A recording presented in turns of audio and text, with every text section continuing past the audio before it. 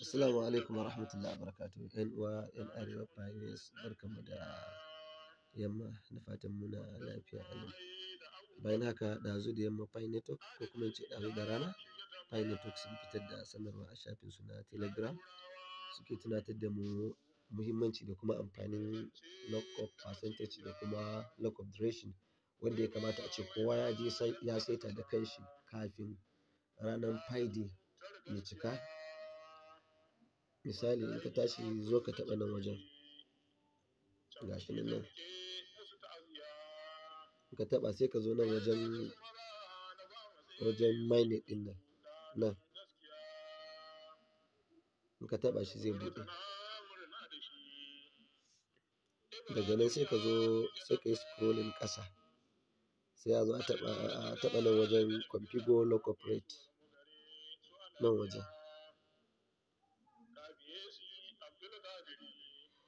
Na'am, ga shi nan, ga yadda lockup percentage ɗin yake. Nan wajen lockup percentage, nan wajen, da kuma lockup duration ɗin nan.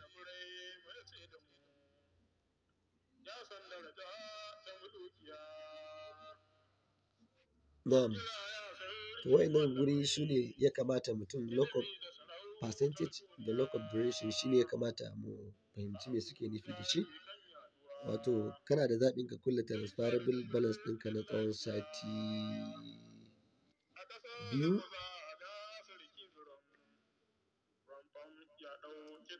biyu, ko wata shida, ko shekara ɗaya, ko kuma shekara uku.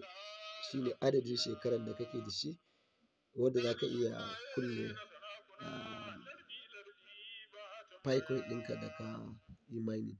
Sannan kuma kowanne akwai percentage ɗin shi. Akwai 25%, akwai 50%, akwai 90%, 100%, da kuma 200%. Amma shi ba su ba da dama ba tukunna.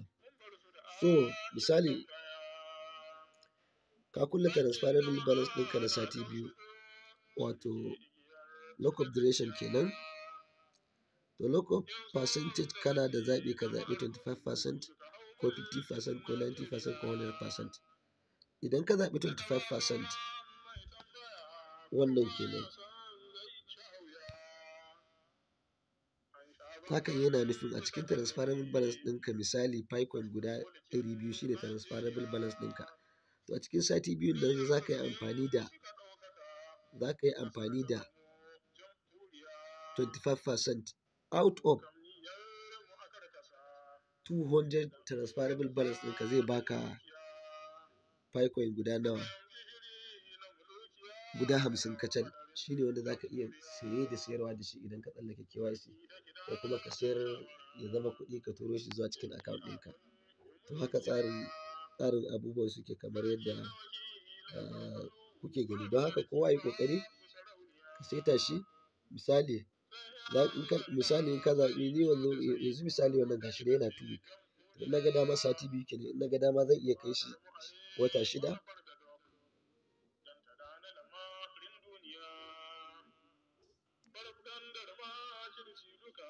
In na ga dama zan iya kai shi wata shida, ko shekara ɗaya, ko shekara uku. So kuna ganin yadda resulting mining rate burst ɗina yake ƙaruwa. Gwargwadon lockup duration ɗin da ka zaɓa, gwargwadon ƙarfin mining rate ɗinka da zai ƙaru idan lokacin wani sabon mining ya zo. So in kana so, misali ni yanzu wannan na zaɓi shekara uku ne zan kulle shi, haka ne niyya. Sannan ya kamata a ce na bar shi 90%, ko 50, ko 25. Idan ya kasance 100% ne, to hakan yana nufin cewa ba zan samu ko guda ɗaya ba wanda zan iya amfani da shi sai after 3 years ɗin ya cika, sai wannan shekara uku ɗin ya cika. Don haka shawara shi ne, in ka zaɓi ka kulle lockup duration ɗinka na sati biyu, ko wata shida, ko shekara ɗaya, to at least dai ka bar shi a 90%. Ka ɗan samu 10% daga cikin transferable balance ɗinka wanda za ka yi sayayya da shi domin ka fara cin moriyar Pi.